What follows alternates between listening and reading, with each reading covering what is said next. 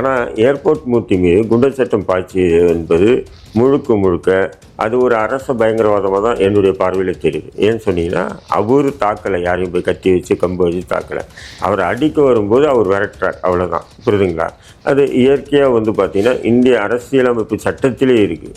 ஒருத்தன் கொல்ல வராங்கன்னு சொன்னால் தற்காத்து கொள்ள நீ என்ன வேணால் பண்ணலாம் அப்படின்னு இருக்குது. அந்த அடிப்படையில் பார்த்தீங்கன்னா ஏர்போர்ட் மூர்த்தி மீது போடப்பட்ட வழக்குகளே பொய்யானது. குண்டர் சட்டத்திலேருந்து ரிலீஸ் பண்ண அடுத்த நாளே இன்னொரு குண்டர் சட்டம் போடுறதெல்லாம் பார்த்தீங்கன்னா டூ மச். இது முழுக்க முழுக்க ஒரு அரச பயங்கரவாதத்தை தமிழக அரசு தொடர்ந்து இயக்கிட்டு வருது. யாரெல்லாம் திமுகவுக்கு எதிராக பேசுகிறாங்களோ அவங்களுக்கெல்லாம் அந்த மாதிரி ஒரு சுச்சுவேஷனை உருவாக்குறது.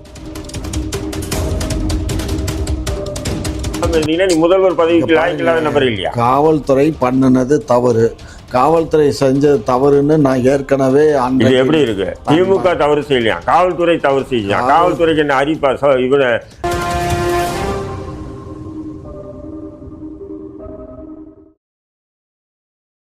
குக்கு செய்தி நேயர்களுக்கு வணக்கம். நான் உங்க தீபிகா. இன்று நிகழ்ச்சியின் சிறப்பு விருந்தினர்கள் முனைவர் காமாட்சி நாயுடு அவர்கள் மற்றும் இந்திய தேசிய லீக் கட்சியின் மாநில தலைவர் தட ரஹீம் அவர்கள். இருவருக்கும் வணக்கம். வணக்கம் சார். ஏர்போர்ட் மூர்த்தி அவர்கள் அவர் மீது போடப்பட்ட வழக்குகள் எல்லாம் தள்ளுபடி செய்யப்பட்டு விடுதலை செய்யப்பட்டிருக்காரு. இதை பத்தி உங்களோட கருத்து சார்? போடப்பட்ட வழக்குகள் தள்ளுபடி செய்யல.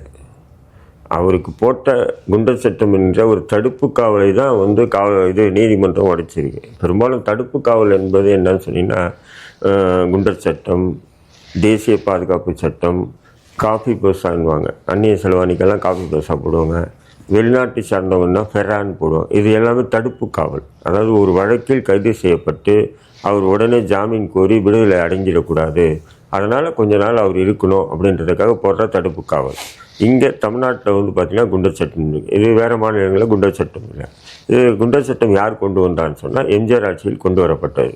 அதுக்கு முன்னாடி மிஸ்ஸா இருந்தது. அந்த மிஸ்ஸாவில் தான் கலைஞரெல்லாம் அடிப்பட்டார் கதை இருக்குது இல்லைங்களா, உருட்டுறாங்க இல்லையா, அதெல்லாம் இருக்குது. அது வேறு கதை ஒரு பக்கம் இருக்கட்டும். அதன் பிறகு எம்ஜிஆர் ஆட்சி காலத்தில் குண்டர் சட்டம் கொண்டு வந்தோம். ஆனால் குண்டர் சட்டம் யாருமே இதுக்கு போடணும்னு சொல்லி கொண்டு வந்தாங்கன்னு சொன்னால், கள்ளச்சாராயம் இருப்பவர்கள், விபச்சார தொழில் நடத்துபவர்கள், மணல் கடத்துபவர்கள், இது போன்ற நபர்கள் மீது தான் குண்டர் சட்டம் பாயும். இதுதான் அப்புறம் ரவுடிஸ் இதுதான் போடுவாங்க. ஆனால் ஏர்போர்ட் மூர்த்தி மீது குண்டர் சட்டம் பாய்ச்சியது என்பது முழுக்க முழுக்க அது ஒரு அரச பயங்கரவாதமாக தான் என்னுடைய பார்வையில் தெரியுது. ஏன்னு சொன்னீங்கன்னா, அவர் தாக்கலை, யாரையும் போய் கத்தி வச்சு கம்பு வச்சு தாக்கலை. அவர் அடிக்க வரும்போது அவர் விரட்டுறார், அவ்வளோதான். புரியுதுங்களா? அது இயற்கையாக பார்த்தீங்கன்னா இந்திய அரசியலமைப்பு சட்டத்திலே இருக்குது. ஒருத்தன் கொல்ல வராங்கன்னு சொன்னால் தற்காத்து கொள்ள நீ என்ன வேணால் பண்ணலாம் அப்படின்னு இருக்குது. அந்த அடிப்படையில் பார்த்தீங்கன்னா ஏர்போர்ட் மூர்த்தி மீது போடப்பட்ட வழக்குகளே பொய்யானது. அப்படி இருக்கும்போது அவர் மீது தடுப்பு காவல் என்கின்ற அந்த குண்டர் சட்டம் போட்டு அது ஒரு 6 மாதம் 7 மாதம் சிறையில் வச்சு கொடுமைப்படுத்தியது என்பது இது அரச பயங்கரவாதம் தானே. அப்போது காயப்படுத்தியவனை விட்டுட்டு களிம்பு தடவினை கைது செய்து சிறையில் அடைப்பது தான் திராவிட மாடலினுடைய சமூக. அவர் மீது இது போடப்பட்டு இப்போ அதை தள்ளுபடி பண்ணியிருக்காங்க. இதற்கான காரணம் என்னன்னு இல்லை, அதுதான் சொல்கிறேன். அந்த குண்டர் தடுப்பு காவல் சட்டம் இருக்குங்களா, அந்த தடுப்பு காவல் சட்டம் பெரும்பாலும் என்ன பண்ணுவாங்கன்னா 45 நாளில் போர்டு வைப்பாங்க. போர்டுன்றது 3 முன்னாள் நீதிபதிகள் உட்காந்துருப்பாங்க. அவங்க முன்னாடி போய் நிற்கணும். இப்போ என் மீது குண்டர் சட்டம் போட்டுனா நான் நிற்கும் போது என் சார்பாக என்னுடைய மனைவியோ என்னுடைய மகனோ யாரோ போய் நின்று, இல்லைங்க இவர் மீது பொய்யான குற்றச்சாட்டில் கைது பண்ணியிருக்காங்க, அதனால் இந்த குண்டர் சட்டம் ரத்து பண்ணுங்க அப்படின்னு சொல்லி என்னுடைய குடும்பத்தார் சார்பாக முறையிடலாம் அந்த தீர்ப்பாயத்துக்கு முன்னாடி. அல்லது அவங்க யாரும் இல்லைனா கூட சம்மந்தப்பட்ட நபரே கூட முறையிடலாம். ஐயா இது முழுக்க முழுக்க பொய்யான வழக்கு அப்படின்னு முறையிடலாம். பெரும்பாலும் அந்த நீதிபதிகள் யாருன்னு சொன்னீங்கன்னா ரிட்டையர்டு ஓய்வு பெற்ற மாவட்ட அல்லது மேஜிஸ்ட்ரேட் இவங்கள தான் அங்கே போட்டிருப்பாங்க. அவங்க போலீஸ் என்ன சொல்லுதோ அப்படியே எழுதுவாங்க. போலீஸ் மீறி அவங்களால எதுவும் செய்ய முடியாது. 100க்கு 1-2 வழக்குக்கு மட்டும் அவங்க ரிலீஸ் பண்ணுவாங்க. 98% கன்ஃபார்ம் பண்ணுவாங்க. போர்டில் கன்ஃபார்ம் பண்ணிடுவாங்க. புரியுதுங்களா? இதுதான் முறை. இப்போ எனக்கே பார்த்தீங்கன்னா குண்டர் சட்டம் போட்டாங்க 2018. என்னையும் போய் அப்படி அந்த தீர்ப்பாயத்துக்கு முன்னாடி நிப்பாட்டினாங்க. அப்போ அவங்க சொன்னாங்க, நீ என்ன சொல்ல விரும்புகிறீங்க அப்படின்னு என்னை கேட்டாங்க. எனக்கு தான் இந்த டீட்டெயில்ஸ் தெரியுமா, இவங்க யார் பேச்சை கேட்டுட்டு இவங்க தீர்ப்பு சொல்லுவாங்கன்னு நமக்கு தெரியும்.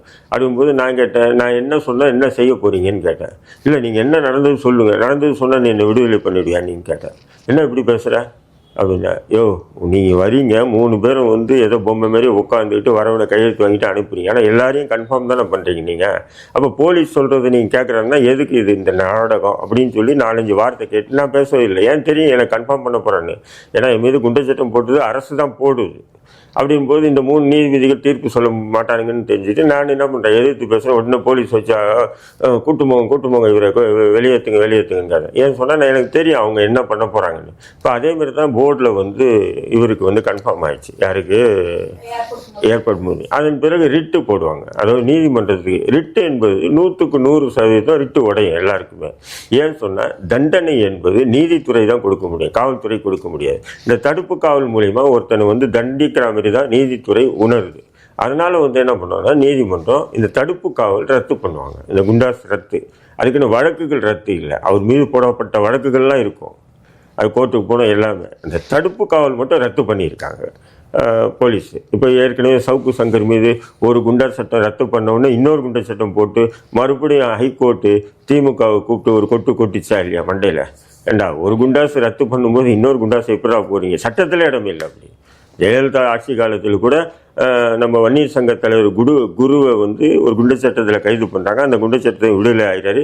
வெளியே வந்து 2 நாள் கழிச்சு தான் இன்னொரு வழக்கு போட்டு அவரை குண்டர் சட்டத்தை போடுறாங்க. ஆனால் திமுக அரசு குண்டர் சட்டத்திலேருந்து ரிலீஸ் பண்ண அடுத்த நாளே இன்னொரு குண்டர் சட்டம் போடுறதெல்லாம் பார்த்தீங்கன்னா டூ மச். இது வந்து முழுக்க ஒரு அரச பயங்கரவாதத்தை தமிழக அரசு தொடர்ந்து இயக்கிட்டு வருது. யாரெல்லாம் திமுகவுக்கு எதிராக பேசுகிறாங்களோ அவங்களுக்கெல்லாம் அந்த மாதிரி ஒரு சுச்சுவேஷனை உருவாக்குறது. இப்போது ஏர்போர்ட் மூர்த்திக்கும் அதே மாதிரி தான் பண்ணியிருக்காங்க. சார், இப்போ ஏர்போர்ட் மூர்த்தி அவர்கள் மீது போடப்பட்ட குண்டாஸே வந்து ரொம்ப தவறுன்னு சார் வந்து குறிப்பிட்டிருக்காரு. இல்லை, நான் தான் ஆரம்பத்திலேருந்தே சொல்கிறேனே, அவர் மீது குண்டாஸ் போட்டிருக்க வேண்டாம். ஏதோ காவல்துறை வந்து பண்ணிட்டாங்க. காவல்துறை பண்றாங்கன்னா கவர்மெண்ட் காவல்துறை அதுக்கு பின்னாடி தான் திமுக இருக்குன்னு குற்றம் சாட்டுறாரு. அது நீங்க அரசு திமுக அரசு இருக்கு, அதுக்காக அரசு வந்து தனிப்பட்ட ஒவ்வொரு போலீஸ் யாருடைய கட்டுப்பாட்டில் இருக்கு? இருங்க சார், யாருடைய கட்டுப்பாட்டில் இருந்தாலும் ஈச் அண்ட் எவ்ரி திங்ஸ் வந்து எல்லாமே கண்கொத்தி பாம்பா முதல்வராக பொறுப்பு உட்கார்ந்துருக்காரு. அது உங்களால கண்கொத்தி பாம்பு மாதிரி பார்க்காம இருந்தீங்கன்னா நீ முதல்வர் பதவிக்கு லாய்க்கில்லாத நபர் இல்லையா? காவல்துறை பண்ணினது தவறு, காவல்துறை செஞ்சது தவறுன்னு நான் ஏற்கனவே எப்படி இருக்கு? திமுக தவறு செய்யலையா, காவல்துறை தவறு செய்யலையா? காவல்துறைக்கு என்ன அரிப்பா? இவனை ஏர்போர்ட் மூர்த்தியை போட்டு பிடிச்சி அரெஸ்ட் பண்ணு, குண்டாஸ் போடு அப்படின்றது காவல்துறைக்கு என்ன இருக்கு? அப்ப காவல்துறைக்கு பிரஷர் இருக்கா இல்லையா? இங்க பாருங்க, இப்ப நீதிமன்றத்துல நேற்று என்ன சொல்லியிருக்காங்க, அவர் வந்து கமிஷனர் வந்து கண்ணை மூடிட்டு கையெழுத்து போட்டாரா, படிச்சு பார்க்கலையான்னு கேட்டிருக்காங்க. அப்ப இதுல இருந்து காவல்துறை தான் அது தவறு செஞ்சிருக்குங்கிறது. மறுபடியும் காவல்துறை சார், என்னுடையதை காவல்துறைக்கும் சார் என்ன பேசணுங்க? ஏர்போர்ட் மூர்த்திக்கு என்ன சம்பந்தம்? வரப்பு சண்டையா? வரப்பு வாய்க்கா சண்டை, குடுக்கல் வாங்கல் சண்டையா? பங்காளி சண்டையா? என்னங்க சண்டை? என்னடா சண்டை சொல்லுமா? பராமரிக்கிற காவல்துறை என்ன பண்ணி அவங்களுக்கு தெரியும். காவல்துறைக்கு அதுவும் டிஜிபி அலுவலகத்துக்கு முன்னாடி அவர் வந்து வேற மனு கொடுக்க வர இடத்துல வந்து ஒரு 4 பேர் தாக்குதல் நடத்துறாங்க. அதான் அவர் வந்து தற்காத்துக்காக அவங்கள விரட்டுறாரு, அடிக்கிறாருன்னு வைங்க. அதை வந்து வச்சு காவல்துறை கைது பண்ணுதுன்றதுன்னா அப்ப அவங்க காவல்துறைக்கு பின்னாடி இருந்து இயக்கியது யாரு சொல்லுங்க? ஆனா இவங்க என்ன சொல்றாங்க? நீங்க பேசிட்டீங்க, நான் பேசலன்னா பொய்யா பேசுறீங்க. காவல்துறை சம்பந்தம், முதல்வருக்கு சம்பந்தம் இல்ல, திமுகவுக்கு சம்பந்தமே இல்லைன்னு சொன்னா இது எப்படி முழு பூசணிக்காய் சோத்துல மறைக்காம? நீங்க எப்படி வேணாலும் நீங்க பேசுங்க. காவல்துறை செய்தது, நீதிமன்றம் சொன்னது காவல்துறை செய்தது மிக தவறு, ஆகையினால இந்த வழக்கை நான் தள்ளுபடி செய்கிறேன், அவரை விடுதலை இந்த கேஸ்ல இருந்து விடுதலை பண்றேன்னு பண்ணிட்டாங்க. ஸோ நேத்திக்கு சாயந்தரம் வந்துட்டாரு வெளியில. மிக சந்தோஷமான செய்தி. அதை நம்ம ஊடகத்தின் வாயிலாக ஏற்கனவே நேத்திக்கவே நம்ம ஒரு இது போட்டிருந்தோம். இப்போவும் நம்ம அதன் மக்களுக்கு பரப்புரை செய்கிறோம். ஏர்போர்ட் மூர்த்தி அவர்கள் தற்போது விடுதலையாகி வெளியில் வந்திருக்கிறார். அவர் நலமுடன் இருக்கிறார், எந்த கவலையும் வேண்டாம். மீண்டும் அவர் ஊடகங்களில் வந்து பேச ஆரம்பிப்பார். அப்பொழுது நம்மளுடைய ஊடகத்திலும் வந்து பேட்டி கொடுப்பார். அதில் எந்த மாற்று கருத்து இல்லை. ஆனால் அரசுக்கு காவல்துறை வந்து தவறான தகவல்களை கொடுத்ததின் பேரில் தான் இந்த வழக்கு தொடரப்பட்டது என்பது இதுதான் என்னுடைய வாதம். அப்போ கவர்மெண்ட் வந்து போலீஸ் என்ன செய்யுதோ அமைதியாக இருக்கும். அப்போ போலீஸுக்கும் அரசுக்கும் தொடர்பே இல்லை. இது எப்படின்னா டெல்லி அரசாங்கத்தை மாரி சொல்கிறார். டெல்லி அரசாங்கம் தான் வந்து போலீஸ் முழுக்க முழுக்க மத்திய அரசுடைய கட்டுப்பாட்டில் இருக்கும். கவர்மெண்ட்டுக்கு, அதாவது மாநில அரசு, அதாவது அது ஒரு யூனியன் பிரதேசம் இல்லையா டெல்லி, யூனியன் பிரதேசம்ன்றதுனால அந்த போலீஸுக்கும் அந்த மாநில அரசுக்கும் சம்மந்தம் இருக்காது. டெல்லிக்கு சென்ட்ரல் கவர்மெண்ட்டுக்கு தான் சம்மந்தம் போலீஸு. அந்த மாதிரி கதை வந்து இவர் உருவாப்பார். இது தமிழ்நாடு, இது மிகப்பெரிய ஒரு மாநிலம் இந்தியாவில். அப்படி இருக்கும்போது இங்கே முழுக்க முழுக்க காவல்துறை முதல்வருடைய கட்டுப்பாட்டில் இயங்குது. அப்போ முதல்வருடைய கட்டுப்பாட்டில் இயங்கும்போது அப்போ காவல்துறை செய்கிற தவறுக்கு முதல்வர் எப்படி அமைதியாக இருந்தார்? ஒரு சமூக செயற்பாட்டராக அது சில பேருக்கு பிடிக்கலாம், பிடிக்காமல் போகலாம், அது வேற விஷயம். அவருடைய விமர்சனங்கள் வந்து சரி தவறு அந்த விவாதத்துக்குள்ளே நம்ம போகலை, புரியுதுங்களா? திருமாவளவனை பற்றி அவர் வச்ச விமர்சனங்களோ இல்லை மற்ற விஷயங்களுக்கு அவர் வச்ச விமர்சனங்களோ சரி தவறுன்ற விஷயத்துக்கு நம்ம போக வேண்டாம்.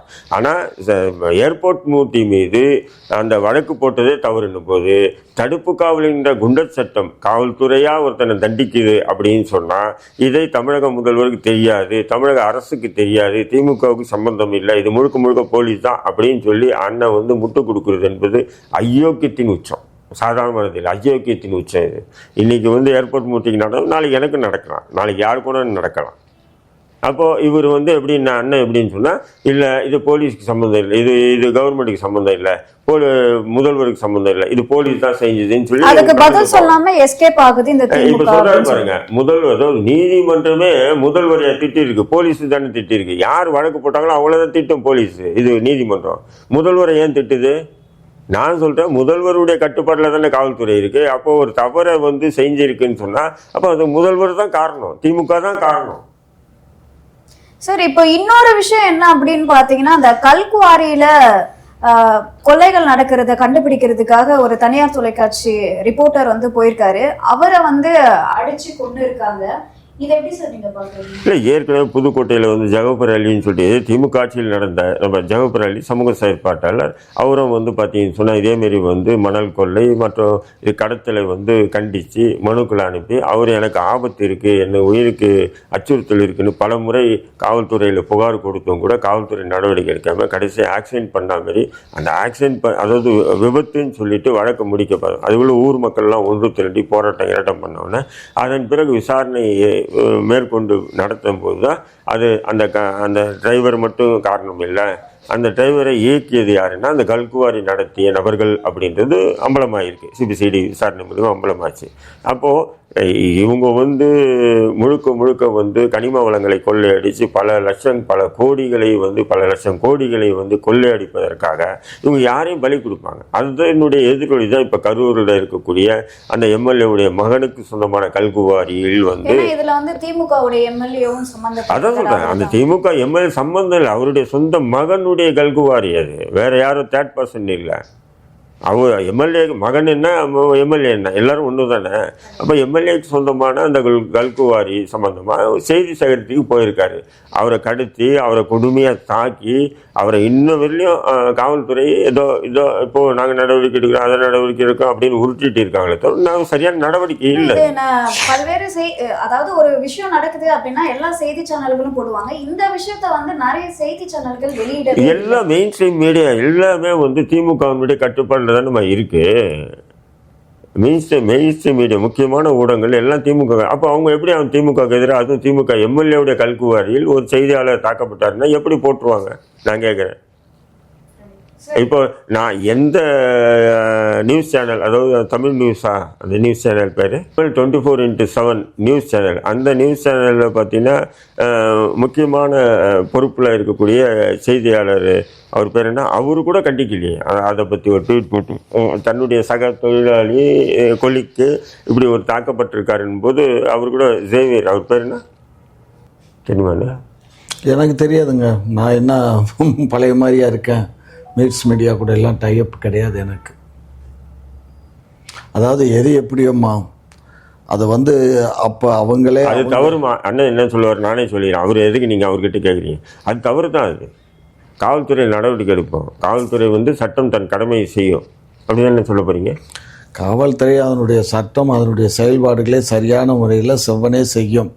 ஆனால் அந்த அவங்களுடைய மிக்ஸ் மீடியாவினுடைய பொறுப்பாளர்களோ மற்றவர்களோ அதை பற்றி பேசலை அப்படின்னா அவர் மீது தவறு இருக்க போய் தான் அவங்க யாரும் வாய் சார், திறக்கல. அங்க இருக்க பகுதி மக்களே அங்க வந்து பகுதி மக்கள் ஆடியோ கதை எப்படியாவது காப்பாத்துங்க.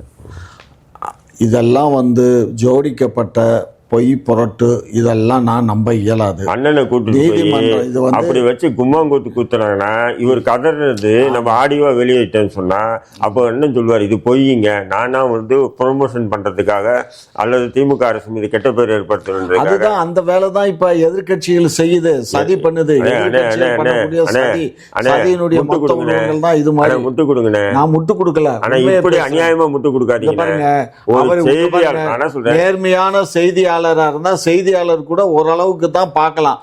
எல்லாமே வீடு திறந்து இருக்குங்கிறதுக்காக பெட்ரூம் வழியும் உள்ள போய் பார்க்க இயலுமா?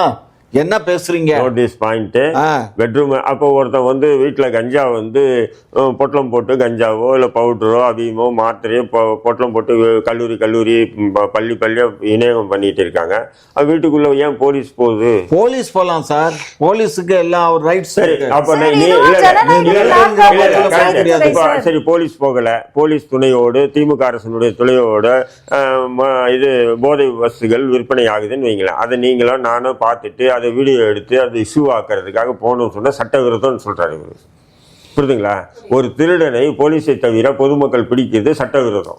சார், நீங்களே நிறைய தடவை சொல்லியிருக்கீங்க கஞ்சா எங்க இருக்கோ காட்டுங்க நாங்க பிடிக்கிறோம்னா. அதை தான் அவர் வந்து கல்குவாரியில பல கொள்ளைகள் நடக்குதுன்னு காட்டுறதுக்காக தான் அவர் போயிருக்காரு. அது என்ன கொள்ளை நடக்குது? கனிம வளங்க கொள்ளை என்றது கொலையை விட கொடுமையானது இல்லையா சார்? கனிம வளங்கள் வந்து போராட்டம் மலை கொண்டு போனாரு. மலையினுடைய கனிம வளத்தினுடைய அந்த இது குறைஞ்சிடும், இது ஆயிடும், அது ஆயிடும் சொல்லி மாடு மேய்க்கிறதுக்கு அனுப்பல.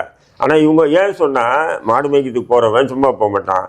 இப்பதான் கேமரா இருக்கு, போன் இருக்கு, எடுத்துட்டு போவான். இவனுங்க பண்ற இந்த கொள்ளை அடிக்கக்கூடிய கனிம வளங்கள் கொள்ளை அடிக்குதான் எவனா வீடியோ எடுத்துட்டாங்கன்னா நமக்கு சிக்கல். அதனாலதான் அவங்க என்ன பண்றாங்க, அந்த சீமானுடைய மாடு மேய்க்கும் போராட்டத்துக்கு கூட தடை விதிச்சாங்க.